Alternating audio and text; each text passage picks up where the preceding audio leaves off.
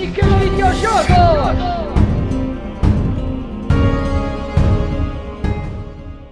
Quando jogo um RPG eu gosto de sentir que estou a evoluir à medida que vou jogando mais, que cada ação e escolha me torna mais forte e mais resistente e que a minha personagem seja algo único que eu construí.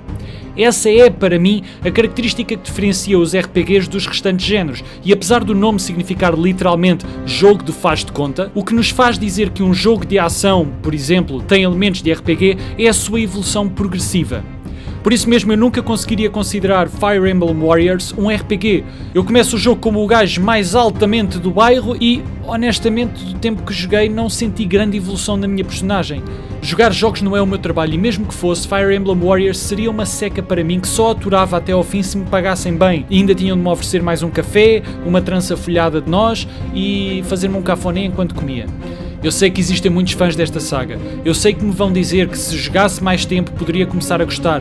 Podem-me dizer o que quiserem na verdade, mas se um jogo não me cativa na primeira hora ou nas primeiras 2 horas, o que é que me leva a querer ficar mais tempo? Por exemplo, imaginem que estão a jantar comigo e eu dizia só piadas secas durante a entrada toda e a rir-me de mim mesmo enquanto cuspia migalhas de broa de milho. Vocês ficavam comigo o jantar todo ou fingiam que tinham deixado o fogão aceso e iam-se embora? Jogar este jogo ou qualquer outro da saga Warriors, já agora, é nada mais do que carregar num ou dois botões e acontecem cenas. É isto. Sim, podem estrategiar onde vão posicionar no mapa qualquer um dos membros da vossa equipa e se não conseguirem salvar algumas personagens, tal como na saga original Fire Emblem, morrem de vez.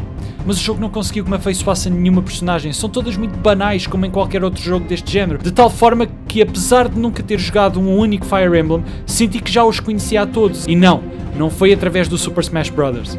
O jogo pura e simplesmente não me divertiu, não me desafiou nem no modo mais difícil e nem me deu nada que me fizesse continuar a querer jogar. Por mais coisas que ele me desse como recompensa, não sentia que valia a pena equipar fosse o que fosse, porque eu já era uma besta que mata um exército com uma mão atrás das costas. Por mais regras que inventasse, como umas armas que são mais fortes contra outras, não valia a pena. E por mais que se esforçasse para me contar histórias sobre reis e príncipes e reinos que se misturam, não valia a pena. No entanto, Fire Emblem Warriors tem uma coisa a seu favor. Se estiverem a ter um dia mau, ou um dia em que tudo está a correr mal, sempre serve para descarregar todas as vossas raivas num único botão. Ai, pobrezinho do Y.